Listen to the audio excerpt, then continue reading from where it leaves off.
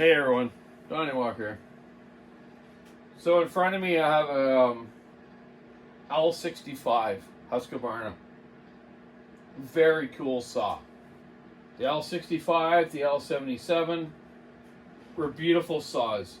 They were slim, built tough, ran great.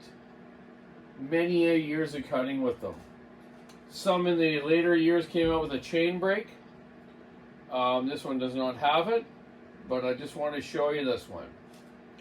The reason I'm showing it actually is more for my friend Jamie Coles and the Coles family. I've known the Coles family since I was around 10 years old.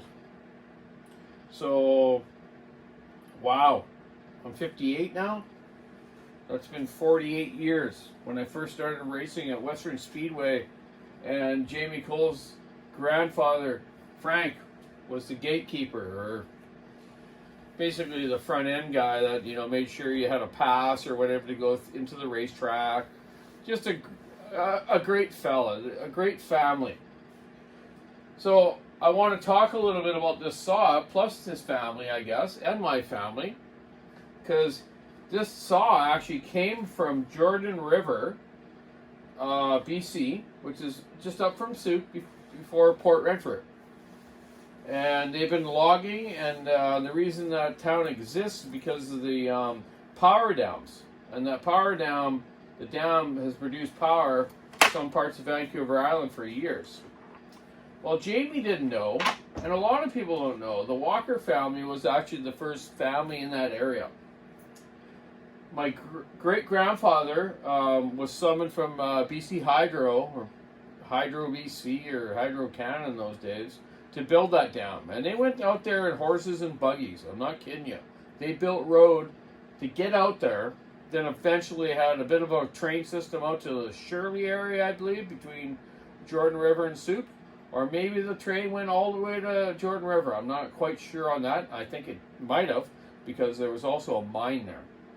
But in the early days of Jordan River, my family was there. My dad went to school there, and my great-grandfather and my great-grandmother, they owned a lot of land there, and they sold it to the logging company. And the logging sort there was where my family had the land, and they sold it to the logging company. So we have a lot of history there. And Jamie didn't know that, but so his family has been out there for years too, cutting firewood in that logging sort. And he bought this saw from, his dad bought this saw. Wayne bought this saw from Fred Zarelli. Sorry, I didn't mean to mention your name. But he's a fellow that ran the logging sort there for years. When I was a kid, I was telling Jamie, my Uncle Gordy used to live out front. He was the saw mechanic for that logging camp. And they would clear the logging sort so I could rip around on my go-kart with my old McCulloch. He thought that was kind of funny. But anyways, back to the saw that Jamie's going to give to Shane. It's the original saw that heated their house for years. That's something. This old saw will still run probably for another 40 years because everything was built good in those days. Not like these new ones that you get a couple of years out of and they're done. This thing, I guarantee you, I could get this running and keep it running for another 40 years. They're just simple, has points and condenser. It's roughly around 65 cc's. Nice Tillotson basic carburetor on it. Just a well-built saw. Well-balanced crankshaft, because like I say, they don't bounce around because they have no anti-vibration really. And he's been running, looks like to me, like a 22-inch bar. Let me see the number. Wow, can't believe I just said that. 22-inch bar, 58 gauge, 3/8 chain on it for years. Perfect match. Let's feel the balance of it. Look at that. Balance is perfect, man. This is the ultimate firewood saw. For its day, and almost today. It's kind of heavy now for today's saws, but very well built. So I have a sheet here from the Chainsaw Collector's Corner, which any one of you guys can go out there and do that. Go onto Mike Akers' website, Chainsaw Collector's Corner. You can pull up most all chainsaws and the year they're made. So the L65, made in Husqvarna, Sweden. Year introduced was 1974. 65 cc's. Here's all the 18.7 pounds.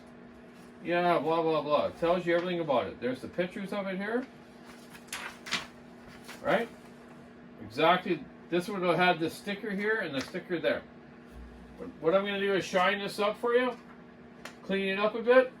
Get rid of any contaminants, oil and gas out of it. And you'll be able to hang that up. And be a nice trophy for your family. Remembering all those nights and mornings you had nice heat there from that wood stove keeping you warm. Or cooking your stew on top of it. Or whatever you did with it. Some people had heating elements in wood stoves, like my dad did. We had a heating element in it, and we were gonna like warm our shop floor up with it. We never actually finished hooking it up, but we did our hot water with it. So there's a lot of things you can do with wood stoves if you're in, you know, got the initiative to do it, right? So there you go, Mr. Coles and family. There's the saw. You'll see it soon. Have a good night. Keep your saw into it, stick in the ice, rub it in the road, Jimmy. This weekend, I'll see you at the racetrack.